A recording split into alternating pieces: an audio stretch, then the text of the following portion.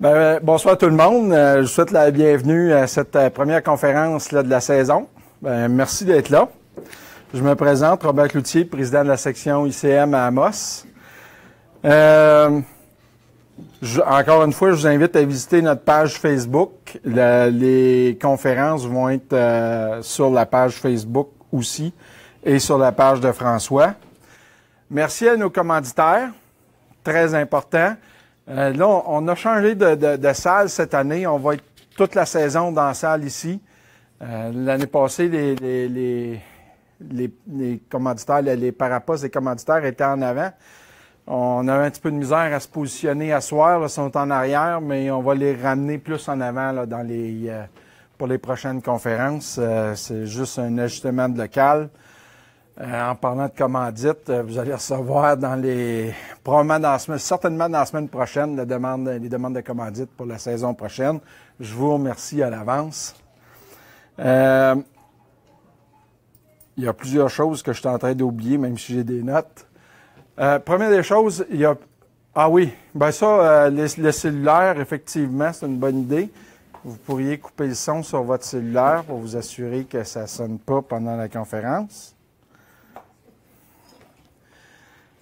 Vous avez eu des billets à l'entrée. À la fin de la conférence, on va faire tirer quelques prix de présence. Il y a un livre ici là, de l'Atlas d'hydrogéologie que l'UQAT a sorti. Une calotte et 2 paires de billets pour les matchs de vendredi et samedi des Foreurs. Donc, ça c'est intéressant, celle-là. Dernier point, pendant que je parle là, de tirage, là, c'est un autre ordre de tirage. Cette année, on travaille beaucoup pour essayer d'attirer les jeunes, les étudiants.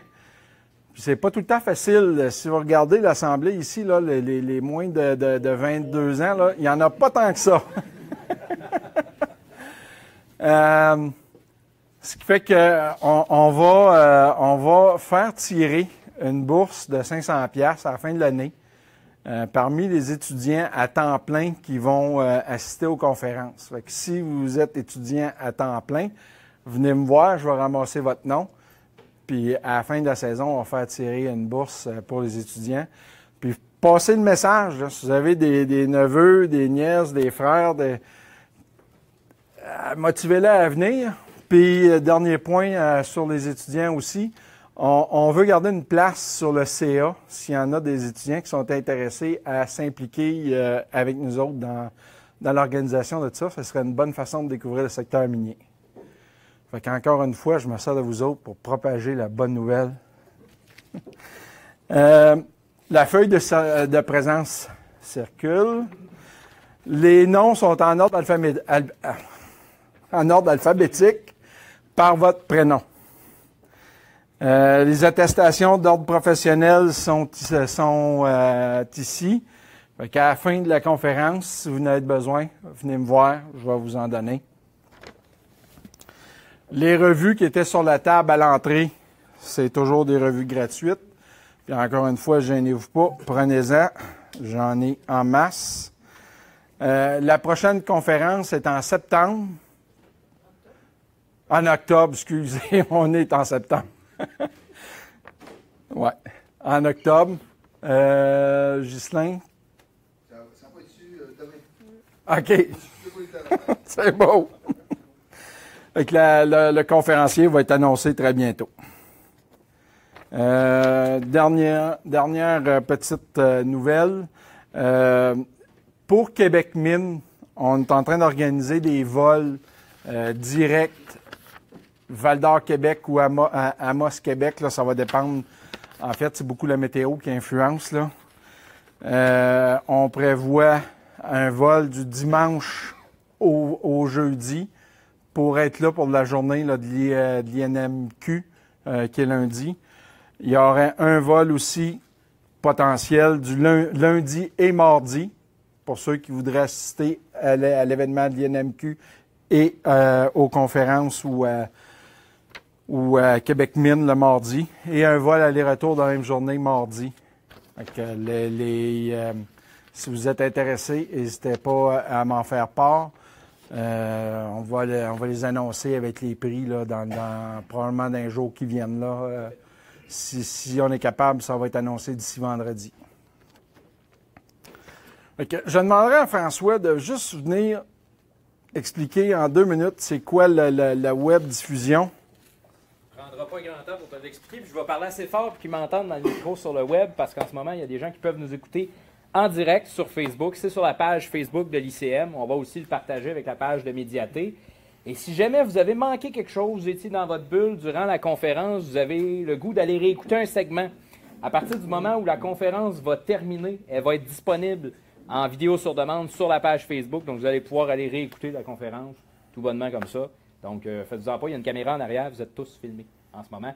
Donc, faites un beau sourire si jamais vous en allez vers en arrière. Des questions? Ça veut juste dire aussi, ça amène juste une petite difficulté supplémentaire pour le conférencier. Hey, François, j'ai besoin de toi pour faire le transfert de micro. Dans la période de questions, n'oubliez pas que les gens n'entendent pas votre question. On va remédier à ce problème-là. La prochaine conférence, on va avoir un micro-bâton pour pouvoir se le passer. Ça a juste été passé droite. Comme ça, on va l'entendre aussi. OK, correct. Oubliez-le pas, du power d'envoi. La conférence de ce soir est donnée par M. Tony Brisson. M. Brisson œuvre dans le domaine des mines et de l'exploration minière depuis plus de 25 ans. Il est détenteur d'un baccalauréat en géologie de l'UQAC. Il a notamment travaillé dans de nombreuses mines d'or et de métaux de base en Abitibi dans le nord-ouest du Québec et en Afrique. Entre 2004 et 2012, ses efforts se sont portés sur l'exploration de métaux de base et d'or à titre de VP Exploration pour des juniors. Par la suite, il a occupé le poste de directeur de l'exploration à la mine Éléonore de Goldcorp. Puis, depuis 2016, il agit à titre de consultant pour Goldcorp, Ressources minières Addition et Ressources Opus One. Tony.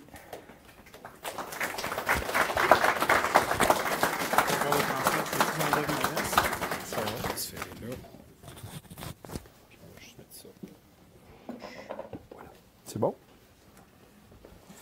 Bonsoir à tous. Merci d'être venus en si grand nombre. Je vais juste partir la présentation. Ça ne sera pas très long.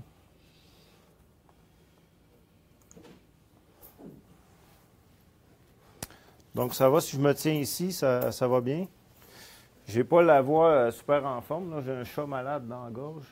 Donc, ça se pourrait que la vraie directrice d'exploration, qui est Christine Beausoleil, finisse la conférence. Là. On va faire notre possible là, pour en faire le plus possible.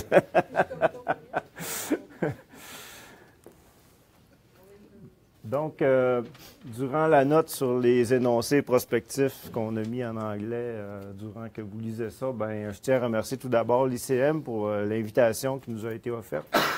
Et puis, je tiens également à vous rappeler que l'ICM a d'autres sections, qui sont les sections de Val-d'Or et les sections de Rouyn-Noranda, avec la section d'Amos. Je pense qu'on est probablement la région la plus active au Québec, là, au point de vue de l'ICM. Beaucoup de conférences, beaucoup d'activités de réseautage. Donc, je vous invite à rester connectés et à participer en grand nombre à nos activités. Étant moi-même sur le CA de l'ICM Division Rouyn, je peux déjà vous annoncer qu'on a une série de conférences, là, en moyenne une par mois, qui se donnent à l'UQAT, avec quand même des belles infrastructures comme ici à Amos. Donc, je vous invite à vous y joindre en grand nombre. Pour la présentation de ce soir, on va parler d'une mise à jour des opérations. Donc, pour ceux qui n'étaient pas là aux dernières présentations, parce qu'on en fait quand même régulièrement.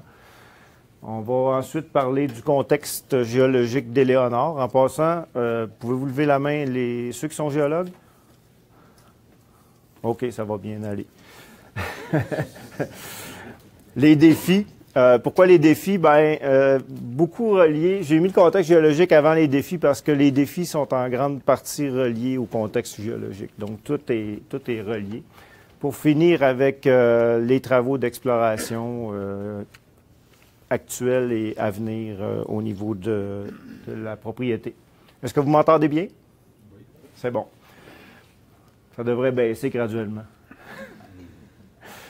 La localisation, pour les gens qui ne savent pas, la mine Éléonore est située sur le territoire Iuichi Bay James. On est à 200 km à l'est de Wemindji. On est à 300 km au nord de Matagami, 350 km au nord de Chibougamau. Ça se rend par la route, en grande partie gravelée. Mais à partir d'Amos, c'est un bon 6h30, 7h, dépendamment des conditions. C'est une bonne ride pour se rendre là. Les routes sont quand même en pas pire état, mais je vous dirais qu'il y a des parties qui sont assez bosselées, merci. C'est important parce que nous autres, à la mine, faut manger, puis la bouffe, elle passe pas par avion, là, elle passe par camion, puis il y a beaucoup de voyagement qui se fait par la route. Cependant, tous nos employés, contracteurs et tout le monde sont voyagés par avion. Donc, à partir de Montréal, à partir de Chibougamau, de Val-d'Or et de Rouyn-Noranda, les gens sont transportés par avion directement au site avec essentiellement Air Québec, avec des Dash 8 et Propair avec des avions un peu plus petits. Un petit sommaire historique que j'ai sommarisé, c'est toujours trop long, ça, ces affaires-là, ça fait qu'on essaye de condenser. Tout simplement pour dire que les premiers travaux d'exploration se sont passés dans ce secteur-là dans les années 60, avec la découverte d'un indice de cuivre, or et argent, fait par Noranda à l'époque, qui s'appelle l'indice du lac L, qui était dans une diorite, donc qui était à 5 km au sud-ouest de Roberto. C'est un élément important. Temps mort ensuite, redémarrage des activités d'exploration au début des années 2000 par la compagnie Virginia. Donc, tout le monde connaît André Gaumont. Ça a toujours été un grand croyant de l'exploration dans le Moyen-Nord et dans le Grand Nord. Donc, ils ont remis la main sur les claims dans le secteur du lac L. On fait de la prospection. On découvert un bloc erratique de métasédiments, donc une roche qui n'a aucun lien avec la roche sous-jacente qui était une diorite. Et puis, en prenant l'échantillon, il a titré 20 grammes par tonne d'or. Donc, ça les a allumés pour commencer à faire des recherches pour connaître l'origine de ce bloc erratique-là. Donc, on dit rechercher up ice, c'est-à-dire là où la direction des glaciers était, pour tenter de trouver la source. C'est arrivé à la fin de la saison 2003. Il y a un dénommé Robert Oswald qui a pris un échantillon, c'est une fin de journée d'une fin de saison, qui a rapporté des bonnes teneurs en or. Donc, c'est la découverte de l'indice Roberto, Robert Oswald. Immédiatement après, en 2004, s'est ensuivi des tranchées et le début du forage au diamant parce que les premiers échantillons titraient en or de façon spectaculaire, évidemment. 2005-2006, c'est les années où Virginia ont commencé à travailler assez intensément, merci, au niveau des tranchées et au niveau du forage au diamant. Donc, 247 forages. Ils ont commencé à magasiner pour un acquéreur parce qu'ils ne voulaient pas nécessairement devenir un producteur aurifère. Et finalement, Goldcorp a fait l'acquisition officielle en mars 2006. De 2006 à 2011, c'était la période de mise en valeur du dépôt avec du forage au diamant à partir de la surface. Et puis, les études économiques, évidemment, pour prouver que le dépôt est économique. En 2011, un jalon important a été franchi avec l'entente de collaboration avec la Nation Cri. Et puis, le début de la construction. Donc, le puits d'exploration Gaumont a commencé à ce moment-là, la rampe, etc. 2012-2014, c'était les années intenses de construction. Des années de développement souterrain, du puits de production, le fonçage du puits de production, jusqu'à 12 foreuses au diamant sous terre pour la mise en valeur accélérée du dépôt pour une première coulée en octobre 2014. La production officielle commerciale a débuté en avril 2015 Et à la mi-juin, on était déjà rendu à 700 000 onces d'or produites. Donc, on est rapidement en route là, vers le million d'onces de production. Si on parle de la mise à jour des opérations, c'est juste un petit plan comme ça, là. En 2016, la production s'est établie à 274 000 onces à un coût global, donc un all-in sustaining cost de 981 $ US l'once. Et 2017, l'objectif est d'être 315 000 onces à 985 $ US l'once.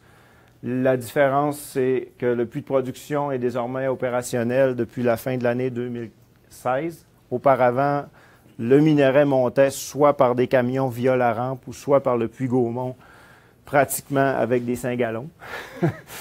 C'était un peu pénible là, de générer de la production de volume là, à partir de ce puits-là. Le puits Gaumont va ou est devenu un conduit de ventilation. C'est en voie d'avancement présentement. Ressources et réserves minérales. On a placé ici le triangle des ressources. C'est un concept que Goldcorp utilise globalement à travers toutes ses opérations. Juste simplement pour montrer qu'à partir des indices aurifères, on développe des targets d'exploration qui sont ensuite forés pour devenir des ressources et pour éventuellement devenir une mine. Donc, les ressources et les réserves se situent dans le haut du triangle. Les ressources au 30 juin 2016, ça date, là, ça fait plus qu'un an, parce que les ressources au 30 juin 2017 vont être publiées d'ici la fin de l'année. C'est ça. Fait qu'au niveau des ressources mesurées indiquées, 930 000 onces à une teneur de 5,7. Les ressources inférées, 2,35 millions d'onces à une teneur de 7,5. Les prouvés probables, les réserves prouvées probables sont à 4,6 millions d'onces à une teneur de 6,1 grammes pour 23 millions de tonnes. Une longitudinale qui montre la répartition des ressources par catégorie. Donc, on voit essentiellement que la mine se sépare en 3 grandes parties. La partie centrale qui contient une grande partie de l'inventaire, si on veut. La partie sud qui est à gauche et la partie nord qui est à droite. En rouge, vous avez les ressources mesurées qui sont essentiellement concentrées sur 4 horizons de minage qui sont les 4 sont en production présentement. On développe également les parties sud et nord du gisement pour les mettre en production le plus vite possible. Donc, on est encore en ramp-up, si on veut, là, de l'opération parce que tout n'est pas développé. C'est très grand comme gisement, donc ça prend quand même un certain temps à aller chercher toutes ces zones-là. Les ressources indiquées sont en vert et les ressources inférées sont en magenta. Faites à noter, ce qu'on voit ici, c'est le puits de production qui est à 1140 mètres de profondeur, le puits Gaumont qui est un peu moins profond. Et puis, tout ça est ouvert en profondeur. On ne voit pas vraiment la fin. C'est juste une question d'avoir des accès pour pouvoir forer, puis comprendre la géométrie. Il y a également, on connaît le potentiel de part et d'autre du gisement, puis c'est en travail perpétuel avec l'équipe de géologie à Christine. Une petite image de l'avant. Ça, c'était les plans de la firme d'ingénieurs pour le site en tant que tel. Donc, c'était avec le puits de production, le puits d'exploration, l'usine, les bureaux administratifs, les camps permanents, la rampe qui est ici, les autres roulottes là, pour les contracteurs et autres. Là, on va voir une photo un peu tournée où on voit les camps permanents ici. Les 2 puits qui sont un derrière l'autre, donc le puits de production, le puits Gaumont en arrière. On voit l'île Roberto en arrière, ça je vais y revenir plus loin parce qu'en fin de compte, c'est là où la mine se situe. L'usine, les bureaux administratifs, toutes les autres roulottes. Plus loin par là, on a l'aéroport et puis l'usine d'épuration des eaux, qui sont quand même des infrastructures importantes également. Donc, le site est pour ainsi dire, la construction du site est pour ainsi dire terminée. Au niveau de l'usine de traitement, je ne passerai pas à travers le flow sheet de l'usine, ça serait long et fastidieux. Mais ce que je peux vous dire, c'est quand même relativement standard. Cependant, il y a une flottation des sulfures qui est faite. Et puis, il y a un rebroyage des sulfures pour libérer le plus d'or possible. Donc, le rebroyage est autour de 20 microns, quelque chose comme ça, pour être en mesure de libérer l'or qui était inclus surtout dans les cristaux d'arsénopyrite et de l'olingite. Tout ce concentré de sulfure-là, une fois que l'or en est extrait, il est retourné sous terre sous forme de remblai pour éviter la génération d'acide en surface. Les résidus de l'opération, globalement, on enlève l'eau des résidus avec des gros filtres presse. On enlève jusqu'à 85 de l'eau. Donc, les résidus sont à 85 solides. Ça ressemble à du sable humide un peu. Donc, au lieu d'être de la boue, qui est un mélange d'eau puis de matière fine, comme on voit dans les autres opérations, c'est pratiquement un sable fin, humide, qui est disposé dans des cellules isolées et puis qui sont réhabilitées au fur et à mesure. Chaque cellule a une certaine capacité. Une fois que la cellule est pleine, elle est réhabilitée.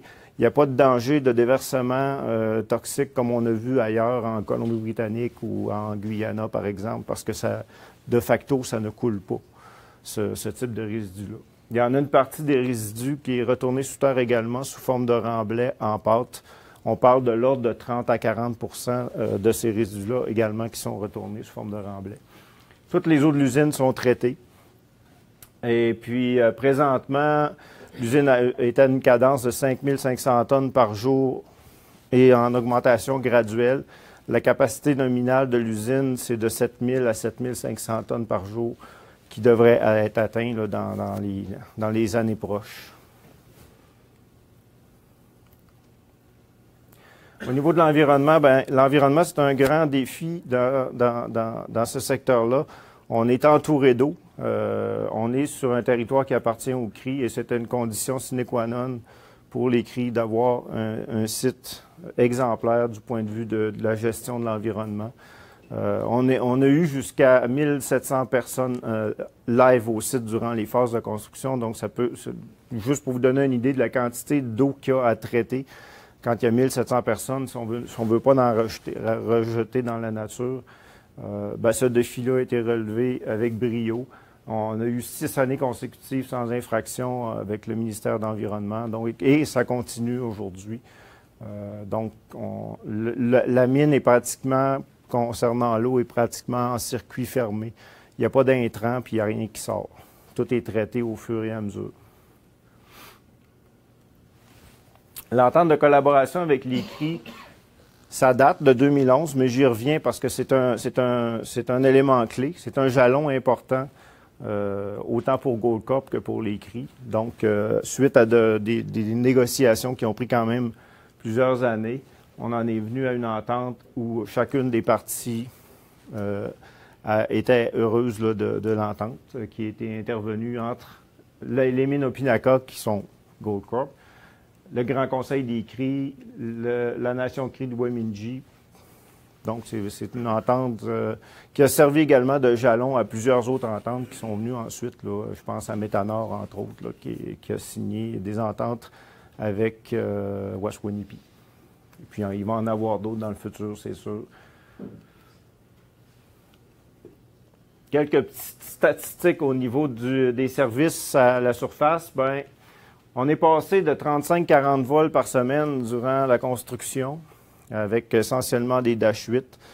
Maintenant, on est à 19 vols par semaine, puis on pense encore décroître encore un petit peu. C'est pour dire qu'on a quand même moins de monde, de 1, mais aussi beaucoup optimisé les cédules de travail.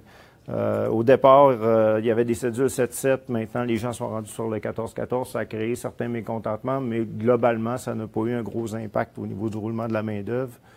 Et puis, tout le monde en est sorti gagnant. Un plan de ciment, c'est niaiseux, là, mais Abbey James, faire venir du ciment d'Abitibi, ça coûte cher en Moses. Fait qu'on s'est fait un plan de béton qui produit environ 1000 mètres cubes par semaine. Donc, ça nous a permis de construire le site. Mais même une mine en opération consomme de facto beaucoup de béton. Donc, c'est un plan de béton qui est vraiment conçu pour fournir la mine en continu. Traitement des eaux, donc d'une capacité de 25 000 m3 pour les matières en suspension, l'ammoniac, des métaux comme l'arsenic qui vient autant de sous terre, de la halle de stérile, l'eau qu'on utilise, tout passe par cette usine de traitement-là qui est vraiment à la fine pointe de la technologie. C'est la beauté d'avoir une mine récente, c'est que tout est vraiment très moderne et très assisté, si on peut dire. Au niveau du camp permanent, de la restauration, bon, on parle de 21 000 repas par semaine. Certaines personnes disent que c'est un secret bien gardé là, du nord du Québec, là, du point de vue de la qualité de la nourriture qui est servie, ainsi que des chambres et tout ça. On parle de 3 camions d'épicerie par semaine. À l'époque de la construction, en moyenne, il y avait 1100 travailleurs en continu au site. Donc, on a pogné, comme je disais tantôt, des pics à 1700, 1750 personnes. Ça chauffait. Là. Juste pour vous dire qu'il y avait des avions qui décollaient le soir pour aller jusqu'à Radisson apporter des travailleurs parce qu'il n'y avait plus de place pour coucher au site. Fait que c'était matin et soir des vols d'avion. Présentement, on est à 900 travailleurs total. Donc, sur le site in situ, on parle de l'ordre de 700 travailleurs environ, là, live, qui sont tout le temps là. Je passe rapidement, là, mais au niveau d'Internet, du cellulaire, de la télévision, on n'a rien à devoir avec les câbles d'Abitibi, je peux vous le dire. On va parler maintenant du contexte géologique. C'est une vue isométrique là, avec les zones minéralisées, l'île Roberto. En vert, c'est les pellites à aluminosilicate. Donc, je vais parler pas mal de termes techniques. Désolé pour ceux qui sont moins habitués. Mais vous m'arrêterez, vous me poserez des questions au besoin. Géologiquement, la mine est située à la frontière entre 2 sous-provinces géologiques. Donc, la sous-province d'Opinaca, qui est essentiellement formée de paragneiss et de migmatite. Donc, c'est une roche qui a été chauffée et partiellement fondue et cristallisée. L'autre formation, c'est la sous-province de la Grande, qui est constituée surtout d'intrusions, mais aussi de ceintures volcano-sédimentaires, dont la ceinture de East Main, là, qui contient pas mal de gisements également. Donc, on est tout près de cette frontière-là. Puis cette frontière-là est très longue, comme vous voyez. Puis tout le long de cette frontière-là, on retrouve des indices, des dépôts, puis peut-être même des futures mines, parce qu'on croit que ça a une importance capitale. La localisation géologique de la mine n'est pas fortuite d'être aussi proche de cette frontière-là. C'est un peu, pour vous donner une image, c'est un peu comme la faille de Cadillac en Abitibi. Toutes les mines ne sont pas nécessairement sur la faille, mais autour de la faille, on peut retrouver une série de gisements et différents types de gisements également. C'est le cas dans le secteur d'Éléonore. Au niveau de la géologie locale, ça ne ressort pas beaucoup. J'ai mis le contour des propriétés. Donc, la propriété Éléonore est ici. Éléonore Sud qui est là. Et j'ai mis également, pour ceux qui connaissent Sirius, la propriété Chichou. On voit les indices Chichou Moni qui sont localisés dans une tonalite qui vient jusqu'immédiatement au sud de la mine. C'est la même entité. Donc, cette tonalite-là a été datée et puis on pense qu'elle a une importance capitale même au niveau de la mise en place d'Éléonore. C'est encore sujet à débat, mais on est des géologues. On va tout le temps s'estimer de toute façon. Ça fait que... Les autres éléments qu'on peut voir, c'est la diorite du lac L, avec l'indice du Vieux-Camp, et puis les différents indices d'Éléonore Sud, le JT, Moni, les indices récents qui ont été découverts dans des formations de fer sur la propriété Éléonore, donc l'indice Sini, qui est une formation de fer à magnétite, grenat et sulfure, qui a été découvert par prospection avec des blocs erratiques, donc j'y reviendrai tantôt. Et puis, toutes les zones grises, essentiellement, ce sont des sédiments. Et le rose, c'est des intrusions tonalitiques et des pegmatites essentiellement. Donc la frontière Opinaca-La-Grande, vous la voyez ici. On voit le contraste de géologie là, qui est très différent d'un côté à l'autre. Et ce n'est pas une frontière que tu es capable de tracer avec une craie. C'est une frontière qui est diffuse et puis qui est surtout, la caractéristique principale, c'est surtout l'augmentation du métamorphisme et de la fusion partielle qu'on voit graduellement apparaître au fur et à mesure qu'on s'approche de l'Opinaca. Quelques datations ont été effectuées sur les unités principales. Si on part du plus jeune vers le plus vieux, on a les pegmatites granitiques autour de la mine. On en a une série. Certaines sont aurifères, d'autres pas. Mais les dates, c'est 2600 millions d'années jusqu'à 2620 millions d'années, donc 2,6 milliards d'années. Parallèlement à ça, la tonalite de Chichu est datée à 2612. Donc, il y a certainement un lien. On parle ici probablement de la phase de fusion partielle qui est reliée avec la présence de la sous-province d'Opinaca qui est probablement rentrée en collision avec le Lagrange, les phases de déformation subséquentes qui sont arrivées en même temps. Donc, c'est un événement qui est très important, qui a généré beaucoup de jus, beaucoup de fusion partielle. On peut même voir de la fusion partielle in situ à la mine. Donc, ça l'a chauffé, mes amis, comme ça se peut pas. La diorite du lac... la suite, c'est la séquence sédimentaire de la mine, où on retrouve des sédiments datés de 2675 millions d'années, aller jusqu'à 2714 millions d'années. Ce qui est intéressant, c'est que de part et d'autre du gisement, on a 25 millions d'années de différence entre les sédiments. Donc, ça représente pour nous une suture majeure entre deux bassins sédimentaires, et ce qui explique, si on parle d'une faille de chevauchement, par exemple, qui était déjà en place, ça explique peut-être la facilité de placer un gisement aurifère à l'intérieur d'une structure préexistante. Finalement, la diorite du lac L, la diorite du Vieux-Camp, qui est datée à 27,08 millions d'années, et la monzonite au nord de la mine, qui est datée à 26,74, qui est une date plus ou moins bonne à discuter. Petite colonne stratigraphique très simplifiée, du plus jeune vers le plus vieux. On a nos roches sédimentaires, nos grès-wakis finement lités avec des pellites à travers. Donc, ça va de grès, des arénites, avec du litage. On voit même des lits entrecroisés. À certains endroits, c'est super bien préservé, sans problème. Des pellites à porphyroblastes d'alumino-silicate dans le hanging wall immédiat des zones minéralisées. Eux sont datés à 26,97. Et les wakis massifs et des conglomérats qui sont datés à 27,14. Géologie locale, donc une vue en plan dans le secteur de la mine. Chaque carré ici a 500 mètres par 500 mètres. On voit les zones minéralisées en rouge là, qui forment une espèce de goéland. Il y en a qui disent que c'est une paire de fesses, mais regarde, ça, c'est pas mon problème. Il y a d'autres zones qu'on appelle les zones hanging wall qui sont essentiellement est-ouest qui correspondent à des zones de déformation ou des shear zones parallèles à la déformation principale qui viennent eux-mêmes déformer. La déformation principale déforme le gisement. Ça, j'y reviendrai plus tard, c'est un peu compliqué. Les wakis à alumino-silicate en vert, donc on pense que c'est un élément important puisqu'on le retrouve seulement d'un côté du gisement, à savoir du côté est.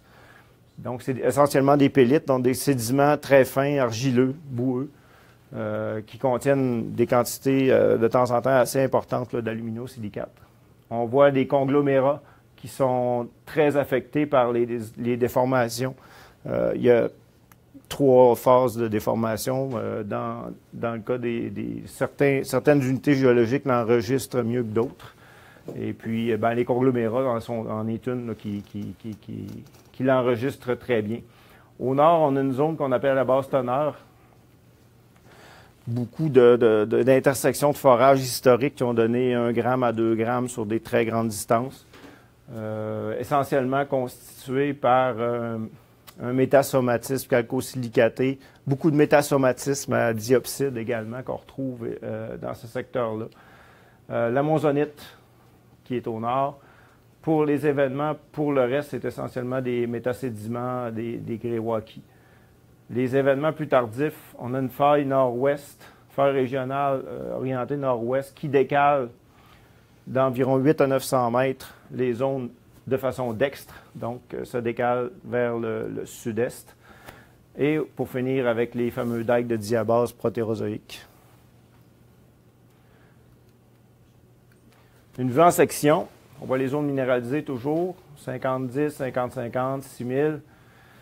C'est des numéros, mais avant ça, ça portait des noms, parce que 50-50, ça s'appelait Roberto, puis 6000, c'était Roberto Est. Mais on a oblitéré ça, ces noms-là, pour donner des noms de numéros. C'était plus simple d'un point de vue ingénieur, vous comprendrez, pour ceux qui sont ingénieurs. Si on regarde dans le hanging wall, on voit nos wackies à luminosilicates, les zones à métasomatisme, les conglomérats, la diabase, et tout ça est ouvert en profondeur pour autant qu'on puisse voir. On va finir par l'arracher. Donc, les épaisseurs, on parle de l'ordre de 2 à 20 mètres d'épaisseur pour nos zones minéralisées, collées sur l'unité d'aluminosilicate. C'est pas mal ça. Si on parle de l'île Roberto, ça, vous allez l'entendre souvent, c'est quand même un décapage important, 400-450 mètres dans sa plus grande longueur, dans son grand axe, par 150 mètres de largeur, et puis centré directement sur les zones minéralisées. Ça a été commencé par Virginia et terminé par Goldcorp, par Hervé Thiboutot, entre autres, dans les années 2006 à peu près. C'est pas mal la grosse go de décapage qui a été faite à ce moment-là. Si on rajoute la géologie à ça, ben on voit nos zones minéralisées, 50-50, 6000, etc. Les wackies lités, datés à 26-75, sont du côté ouest. Et puis les wackies porphyroblastes, comme j'ai montré tantôt, dans le hanging wall, du côté est, daté à 26-97, et du wackie massif à 27-14. Donc, 25 millions d'années, tantôt que je parlais de part et d'autre des zones minéralisées. Donc, pour nous, on considère la présence de ces zones-là comme non fortuite, mais vraiment la signature d'une feuille de chevauchement importante entre les deux bassins sédimentaires. Il y a une thèse de doctorat qui a été complétée par Jean-François Ravenel en 2012. Immédiatement, s'est suivi une nouvelle étude doctorale faite par Arnaud Fontaine. Arnaud devrait déposer l'an prochain, je pense. Donc, Jean-François a beaucoup travaillé au niveau de l'île Roberto, quelques forages au diamant. Arnaud a fait le lien avec les développements souterrains. Puis c'était un continuum, si on veut, du travail de Jean-François. Évidemment, la beauté de la chose, c'était que Benoît Dubé était toujours dans le portrait également, et c'était l'INRS aussi dans les deux cas. Donc, on a beaucoup d'éléments. Ça nous aide à placer des pièces du casse-tête ensemble, parce qu'on travaille dans des contextes géologiques extrêmement compliqués. Et puis, on a besoin d'académie pour essayer de débarrer tout ça. Une petite vue isométrique des zones minéralisées avec la teneur par code de couleur, juste pour vous montrer que je vous apporte 410 mètres sous terre, donc au niveau 410 pour la géologie des zones minéralisées. Voici une vue de plan du niveau 410 avec l'échelle ici, 200 mètres. Les zones importantes, 50-50 et 50-10 sont en rouge. La zone 6000 est en vert ici. On a nos pellites à luminosilicates ici.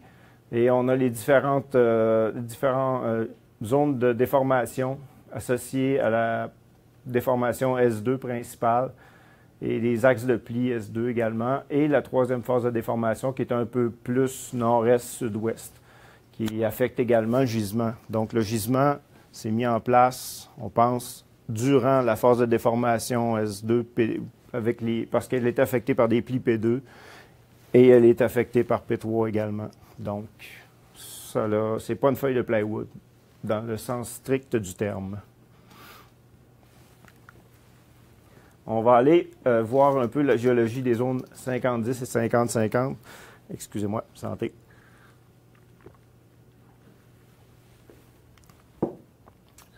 La zone 50-50, essentiellement formée par stockwork de veine et vénule à quartz et dravite. Dravite, c'est de la tourmaline brune. Beaucoup de zones de remplacement à microcline et phlogopite, c'est vraiment la caractéristique intrinsèque. Au niveau des sulfures, pyrrhotine, arsénopyrite dominante. L'olingite au cœur des cristaux d'arsénopyrite. L'olingite, c'est un arsénure de fer, donc c'est la version désulfurée de l'arsénopyrite, si on veut. On voit les sulfures qui sont disséminés ou en amas dans les vénules. Et évidemment, tout ça a été recristallisé au niveau des silicates puis des sulfures. On voit beaucoup d'évidence de recristallisation due au métamorphisme prograde et rétrograde. Un exemple de la zone 50-50, donc c'est un échantillon à main où on voit une veine de quartz avec la déformation, la foliation S2 qui passe à travers, donc qui aligne les sulfures, les remplacements de microcline, des plans de glissement D2. Cet échantillon en main-là, on l'a beaucoup aimé parce que quand on le regarde à grande échelle, le gisement, la paire de fesses que je parlais tantôt, ben c'est à peu près ça qu'on voit également. Donc c'est un mini Éléonore. Sous terre, de quoi ça a de l'air? Ici, vous avez l'échelle, donc on parle de quelque chose de 7 à 8 mètres de large, donc avec des veines de quartz tourmaline, les plis, vous les voyez comme moi, des zones de remplacement microcline, ça fait de la roche brune, plus ou moins litée, avec des sulfures disséminés à l'intérieur, des veines de quartz diopside, le diopside possiblement qui provient d'anciens carbonates qui ont perdu leur CO2 suite au chauffage de la roche.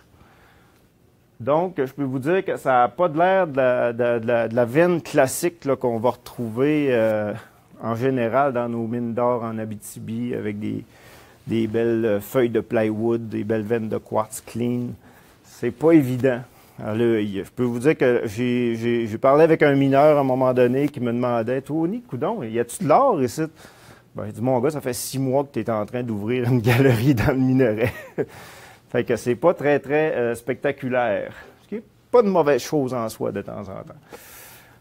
Si on va voir la zone 6000, qui est en vert sur le dessin. Donc, un exemple, échantillon à main de la zone 6000, veine de quartz, tourmaline noire du squirrel. On le dit bien, squirrel. Des brèches hydrothermales, actinotes, microcline, moins de sulfure un peu. Essentiellement de l'arsénopyrite, mais aussi évidemment de l'olingite qui vient toujours avec l'arsénopyrite. Encore une fois, recristallisation des sulfures et des silicates. Un exemple sous terre, on voit l'échelle ici.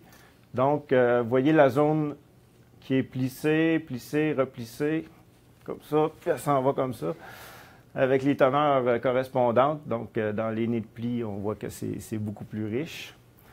Si on trace un peu la zone, ça donne ça. Et si on fait un close-up immédiatement à l'étoile jaune, ben, c'est ce qu'on voit ici.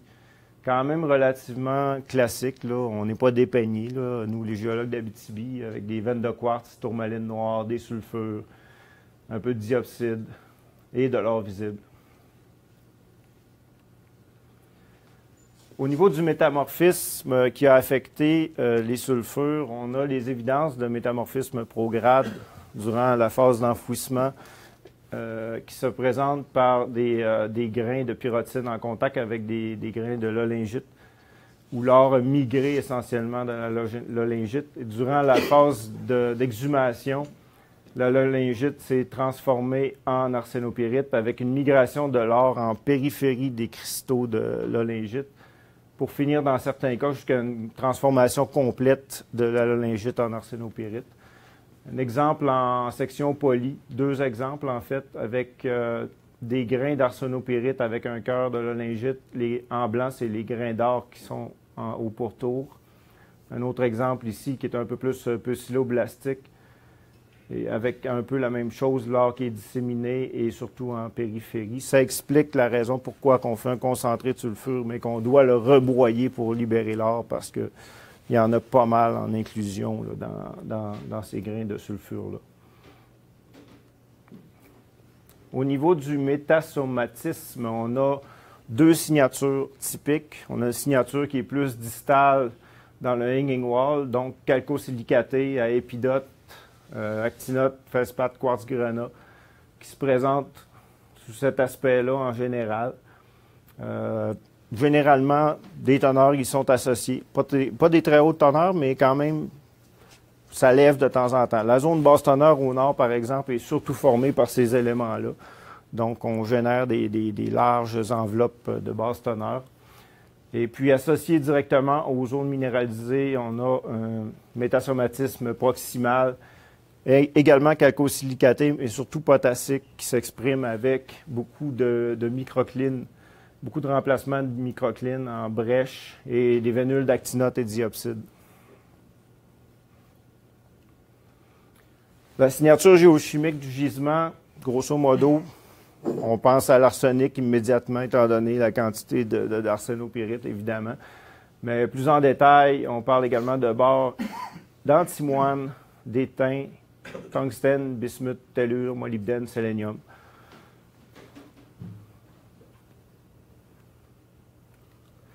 La synthèse géologique, ça, c'est quelque chose que je n'irai pas dans le détail, ce qui a déjà été publié, qui est encore discuté aujourd'hui. On s'estime encore sur plusieurs éléments de ça, dont les événements hydrothermaux, où est-ce qu'on les place, quand est-ce que l'or s'est mis en place dans la feuille de chevauchement qui est représentée par les zones 6000 et 50-50. Parce que ce qui est venu un peu brouiller les cartes, c'est lorsque Sirius ont commencé à avoir de l'or dans la tonalite de Chichu, qui a été daté à 2612 et puis qui semble effectivement être de l'or primaire en grande partie. Et lorsqu'on regarde le big picture, puis qu'on se recule, puis qu'on regarde la carte de la propriété, bien, on se rend compte que cette tonalite-là vient, comme je l'ai montré tantôt, tout près de la mine. Et donc, est-ce que la feuille de chevauchement qu'on a, nous autres, à la mine, a servi de conduit pour la mise en place de l'or qui provenait peut-être de cet événement tonalitique-là, daté en même temps que la déformation principale et que l'anatexie dans la sous-province d'Opinaca, donc dans la phase de collision. Tout ça, c'est peut-être passé en même temps. Mais au minimum, ce qu'on voit également, point de vue déformation, il en manque une ici que je n'ai pas mis parce que c'est les structures tardives là, qui sont plus droites, là, mais 3 phases principales. Donc le chevauchement en D1, l'événement D2 qui était pli serré, isoclino est-ouest, avec la déformation majeure et le métamorphisme, la fusion partielle dans l'Opinaca qui est arrivée dans ces temps-là, suivi de l'événement D3 qui est plus des plis ouverts nord-est-sud-ouest. Et puis, durant tout ce temps-là, ben, la phase d'enfouissement s'est passée durant l'événement D2 et puis la phase d'exhumation. La phase d'enfouissement a généré évidemment un métamorphisme prograde classique. Et puis, lors de l'exhumation au faciès amphibolite supérieur, lors de l'exhumation, on a eu un métamorphisme rétrograde au faciès des schistes verts. Donc, on est dans si on voudrait exprimer ça, le gisement se trouve dans une fenêtre au faciès schiste vert. Puis même en profondeur, on voit l'augmentation du métamorphisme de nouveau. Les événements aurifères sur cette slide-là sont reportés comme possiblement 2 ou 3 événements.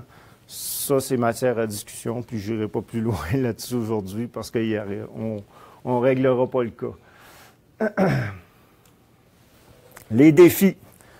J'ai mis cette photo-là pour exprimer le chapitre des défis parce qu'on voit là-dessus un peu à petite échelle, donc on parle d'1 mètre ici, ce qu'on voit à toutes les échelles du gisement, c'est-à-dire des zones de déformation qui viennent recouper nos zones minéralisées qui sont déjà affectées et plissées par la déformation principale.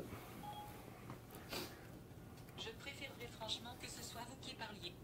Ben, allez-y, monsieur. Go ahead. Donc, un des défis, évidemment, puis ça date du début du développement, c'est les infiltrations d'eau. Écoute, le gisement est directement situé en dessous du réservoir Opinaca. De l'eau, il y en a, a pu savoir quoi faire avec. Ce qui fait qu'on avait une plomberie avec des veines d'eau à l'intérieur. Dès qu'on a commencé à travailler, à descendre la rampe, à descendre les puits, on avait des fractures avec de l'eau dedans. Ça, c'est sans parler des grandes structures, des grandes fractures horizontales là, dues au poids des glaciers, puis qui, quand ils se sont retirés, ça a généré une série de fractures subhorizontales. Tout ça, c'était plein d'eau. Il y a eu énormément de ciment qui a été injecté pour en venir à bout. Et puis, également beaucoup d'expérience qui a été acquise au fur et à mesure des développements. Et puis, je peux vous dire que les gens de la mine Éléonore sont devenus, au fil du temps, des experts dans l'art de dealer, si on veut, avec les veines d'eau. Parce que dans certains cas, c'est extrêmement dangereux parce qu'il y a beaucoup de pression. Et puis, ça peut générer des incidents assez importants. En forage, quand on a commencé à travailler sous terre, on a eu des interceptions d'eau en forage assez importantes, aller jusqu'à des éjections de tubes carottiers. Je me souviens d'un cas en particulier où on a frappé une veine d'eau avec 800 kilopascals de pression. Donc, le tube carottier, qui était plein de carottes de 6 mètres de long, a été éjecté, volé 15 mètres en arrière de la foreuse. Ça, c'est assez pour tuer quelqu'un. Ça fait que les mesures qui ont été prises, on s'est assis toute la gang ensemble avec les gens de Santé et Sécurité, de la géologie et Machine Roger, qui sont notre principal contracteur, pour développer des outils pour mitiguer ou réduire ces événements-là, sinon les éliminer, en utilisant vraiment des méthodes mécaniques pour empêcher le tube carottier d'être éjecté. Surtout, on ne peut pas empêcher de frapper des veines d'eau, c'est impossible. Il y en avait, puis je pense qu'il y en a encore. Sauf qu'encore une fois, Machine Roger ont développé une expertise incomparable pour s'organiser avec ces veines d'eau-là, savent quoi faire avec, savent comment cimenter, les types de pompes qui doivent être utilisés, les types de ciment. Tout ça est vraiment bien contrôlé maintenant. C'était les défis concernant l'eau. On y va maintenant avec les défis concernant la géologie. Je vous ai montré un peu la petite photo d'introduction tantôt.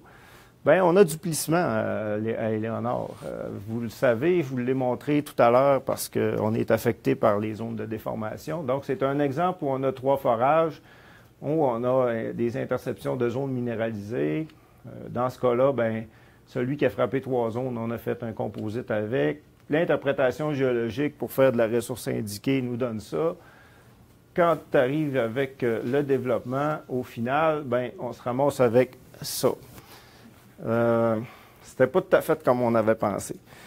Puis, développer une galerie comme ça, c'est impossible. Donc, on n'a pas le choix de vivre avec.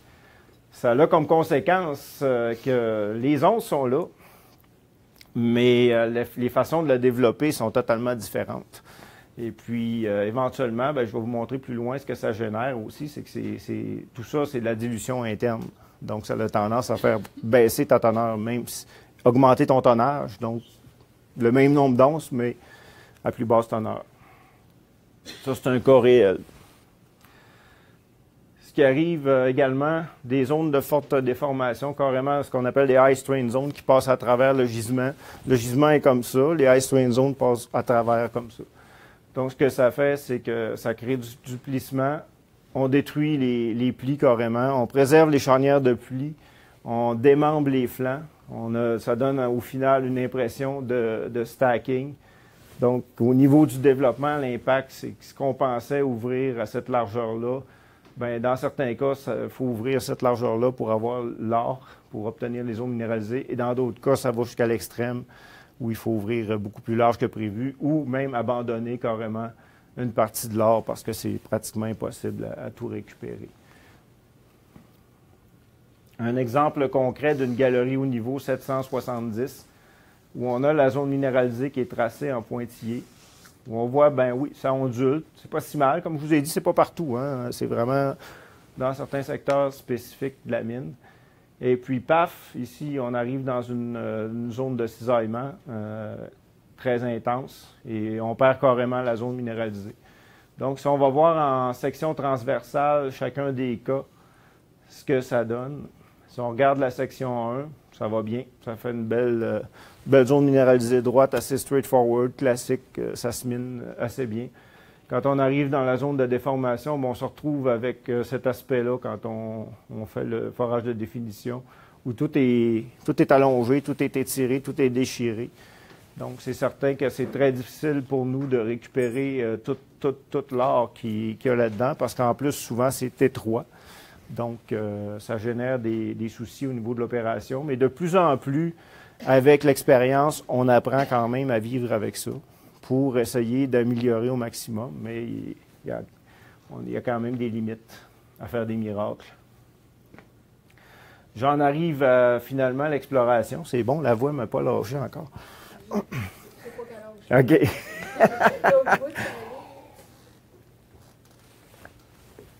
Donc, l'exploration, on n'en a pas fait beaucoup. Même depuis que Virginia a trouvé Roberto, ils se sont immédiatement garrochés là-dessus, puis se sont concentrés là-dessus. Donc, même Virginia n'a pas fait beaucoup d'exploration au niveau régional et au niveau de la propriété. Quand Goldcorp a fait l'acquisition, l'idée, c'était de mettre ce gisement-là en production le plus vite possible. Donc, il y a eu beaucoup d'amour qui a été donné au niveau du forage, de mise en valeur, de la définition, de la préparation de la mine pour partir ça, pour prouver qu'on est capable de faire une mine rentable dans le Moyen-Nord et puis que toutes les parties prenantes soient heureuses. Donc, on a laissé un petit peu de côté l'exploration. Ce qu'on faisait comme exploration, c'était des travaux pour maintenir la propriété en bon standing, comme on appelle, pour maintenir les claims en vie. Il y a eu un changement important l'an passé. La haute direction de Goldcorp a tout changé. Puis, eux sont arrivés avec une approche différente où ils ont fixé comme objectif, c'est beau, vous autres, là, chaque opération, vous devenez maître de votre propre destin, sauf que d'ici 5 ans, on veut 20 d'augmentation de votre réserve actuelle et on veut 20 de génération de nouvelles onces via l'exploration sur vos projets, sur vos propriétés. OK, là, il faut faire de l'exploration. Le champ de bloc n'est pas fortuit. Sur la propriété Éléonore, on parle de quelque chose comme 55 à 60 d'eau et ou de swamp. Right? Le reste, on parle de 3 d'affleurement à peu près. De ces 3 d'affleurement-là, il y en a plus que la moitié que c'est des pegmatites tardives, généralement assez stériles, merci. Ce qui nous laisse très peu de fenêtres pour analyser la géologie. Les champs de bloc, on a une grande partie de la propriété qui est constituée de ce qu'on appelle, Rémi Charbonneau appelle ça des champs de décrépitude. C'est grosso modo, c'est que les glaciers ont passé, puis ils étaient bien fatigués, ils ont arrêté de voyager, puis se sont déposés, puis ils ont fondu là. Donc, ça fait des champs de blocs comme ça où il n'y a pas eu beaucoup de déplacements, ce qui devient un élément de recherche très intéressant pour nous, les géologues, qui n'avons pas la chance d'avoir beaucoup d'affleurements. Comme je disais tout à l'heure, la nouvelle direction de Goldcorp travaille avec le triangle des ressources. Donc, la façon qu'on fonctionne, si on parle, par exemple, de notre cas, au niveau de la mine, de la propriété et des autres propriétés de Goldcorp au Québec, on a en haut, tout en haut du triangle, évidemment, on parle d'une mine, suivi des secteurs qui sont en développement ou en mise en valeur, si on veut. Dans le cas de la mine, c'est les Horseshoe du Sud, l'aire de la zone 94 et l'Horseshoe Sud-Sud. J'ai hâte de voir, mais qu'il en trouve un autre au sud. Ouais.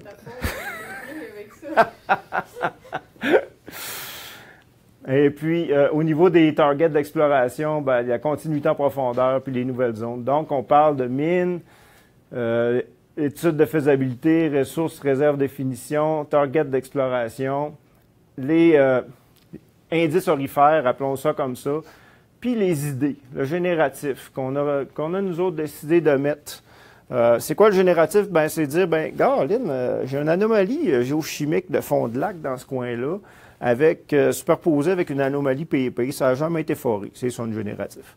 On ne peut pas dire que c'est une target très avancée, disons, ou que c'est un indice. Donc, si on regarde, ça, c'est au niveau de la propriété, tout ce qu'on a déterré dans le passé et récemment. Et puis, au niveau des autres propriétés de Goldcorp au Québec, on parle de Wabamisk, qui est dans la ceinture d'East Main, que je vous ai montré tantôt. On parle au nord-sud, avec les indices Chichu Extension, c'est Moni, puis l'indice JT. Et puis la propriété Olga, qui est située à l'est de Matagami, qui contient une tourmalinite, supposément, qui a été définie par Sochem là, dans les bonnes vieilles années, là, quand même avec un forage de l'ordre de 25 mètres par 25 mètres. Ça manque d'amour un peu, là, mais en tout cas, c'est là.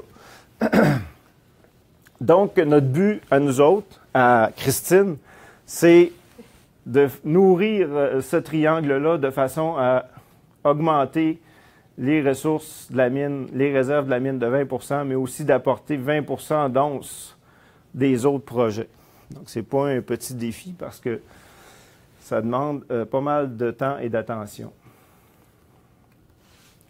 Ce qui a été fait récemment, c'est une réinterprétation structurale à partir des données MAG, donc le MAG, le gradient, les dérivés primaires, les secondes, etc.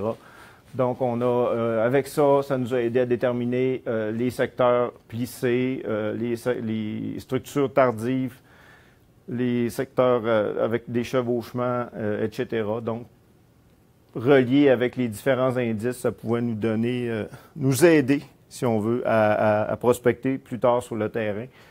Si on surimpose à ça la géologie, c'est un peu la même chose. La géologie, ça, c'est l'ancienne carte. La nouvelle carte qu'on communique, le tonalite de Chichu communique maintenant avec cette tonalite-là qui arrive juste au sud des Léonards. On a les pegmatites, on a les sédiments et la diorite du lac L. Donc, toute une série d'éléments là, pour nous aider à prospecter. Mais encore là, avec 3 % d'affleurement, puis 80 % de pegmatite dans ces affleurements-là, c'est pas donné, là. On a foré le vieux camp cette année. Parce qu'il y avait des indices intéressants en or et en cuivre, mais il y a surtout beaucoup d'eau, ce qui fait qu'on n'est pas capable de voir. Donc, qu'est-ce qu'on fait quand on n'est pas capable de voir dans un contexte intéressant? On prospecte avec une foreuse, ce qui fait qu'on a fait à peu près 3000 quelques cent mètres dans le vieux camp pour voir vraiment tester la continuité, tester le potentiel. Il y a eu des éléments intéressants qui ont ressorti, des teneurs intéressantes, donc 5,6 sur 2,6 mètres. Je vous fais fi de la balance. Mais tout ça pour dire que tout ça, c'est de l'eau là, ici. Là. Ça fait que ça demande encore, c'est encore sujet à réflexion et à retravail, mais ça démontre bien le potentiel du secteur. Ce qui est différent dans le secteur du Vieux-Camp, dans l'indice du lac L, c'est la présence presque systématique de chalcopyrite, ce qu'on ne voit pas du tout à Éléonore. Donc, on pense que c'est une bébite complètement différente, mais tout aussi intéressante. Beaucoup de structures orientées nord-est. Donc, quand on suit les structures et qu'on lève la tête, on voit les chevalements d'Éléonore. C'est assez intéressant. L'autre secteur qui a été foré cette année, c'est ce qu'on appelle Sini, qui veut dire roche en cri. C'est ça?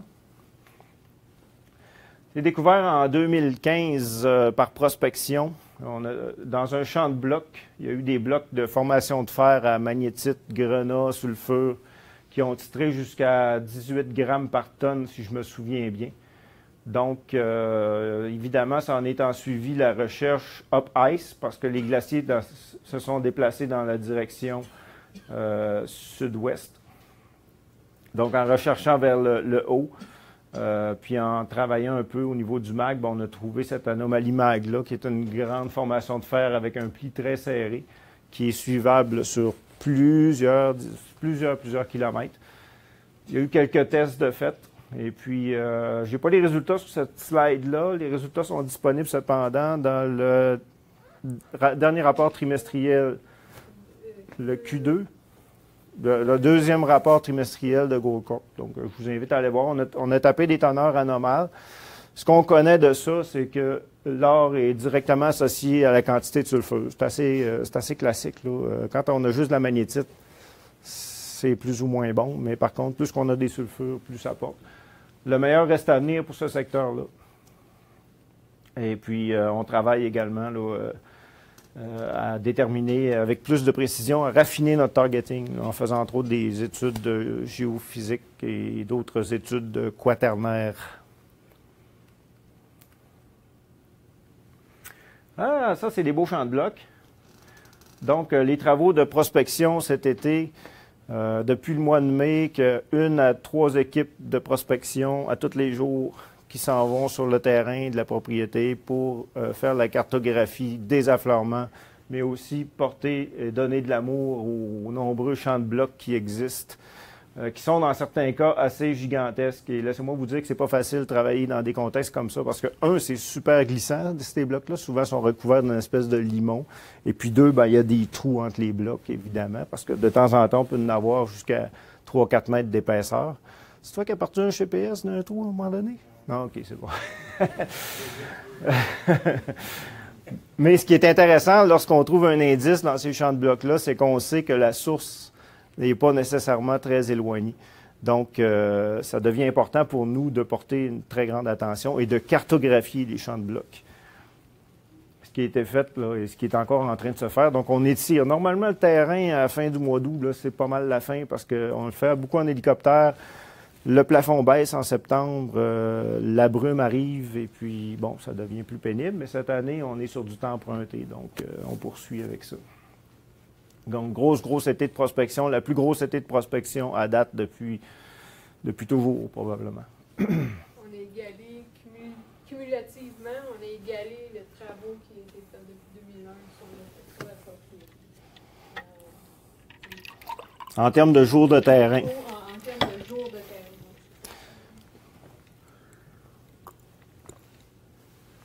Désolé. Au niveau des métallotectes, évidemment, c'est en constante évolution, tout ça. Ce qu'on en comprend aujourd'hui, si on part au niveau régional, 4 éléments importants. Le gradient métamorphique, le contact entre les sous-provinces, l'Opinaca-Lagrande, système aurifère associé à des intrusions. Donc ça, c'est relativement nouveau parce que la tonalite qui est de Chichou et qui passe sur Éléonore Sud et qui monte à Éléonore nous apparaît comme un élément régional parce que ça peut se répéter dans l'ensemble du secteur.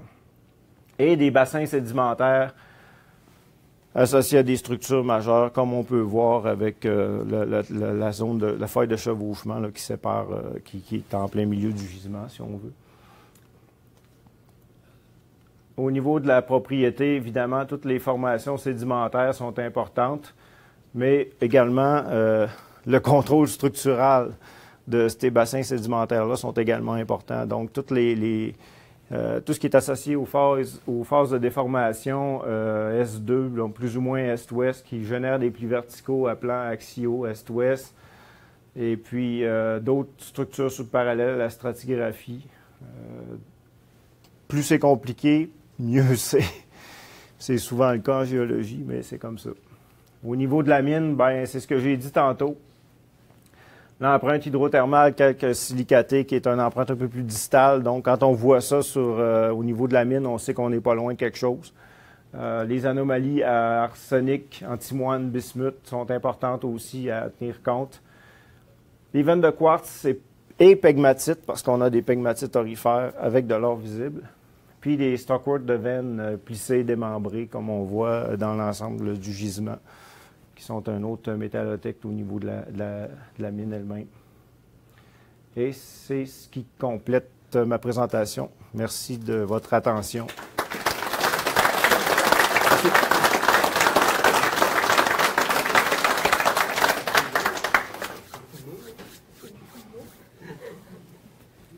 Tu parlais de donner de l'amour à des secteurs. Il y a JT puis Chichou, il y a des teneurs, là. Tu n'en as pas parlé. Ben, en fait, c'est pas chez nous. C'est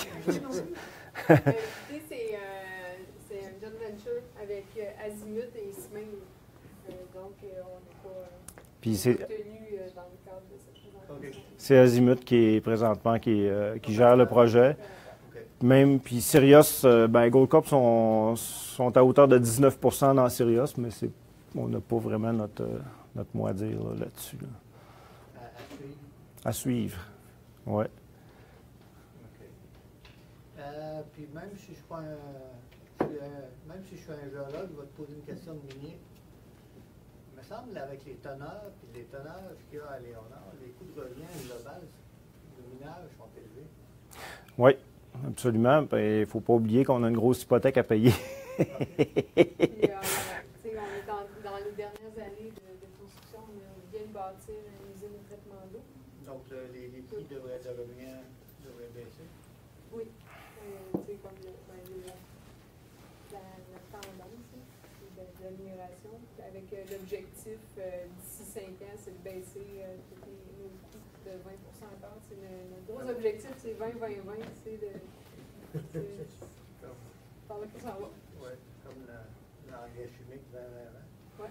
Puis tu as vu aussi l'effet de la déformation. Écoute, quand on part avec d'un mode de forage de 25 mètres par 25 mètres, puis qu'on pense que c'est à peu près droit, puis que tu arrives dans la réalité, puis que tout est plissé, puis qu'on est obligé d'inclure de la dilution interne, ça a un impact négatif sur la tonneur. Qui dit impact négatif sur la tonneur dit que ça coûte plus cher à miner à l'once, malheureusement.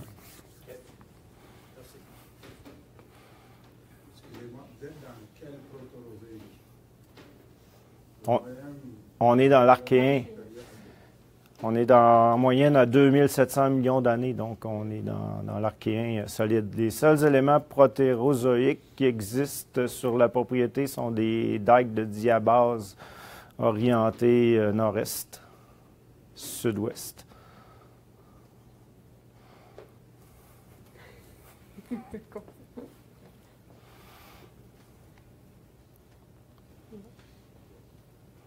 Merci. Ça fait plaisir. Bonne soirée. Sauvez-vous pas. Non? On a quelques petits cadeaux pour les conférenciers, comme d'habitude. On commence par le classique polo. C'est juste que je me trompe.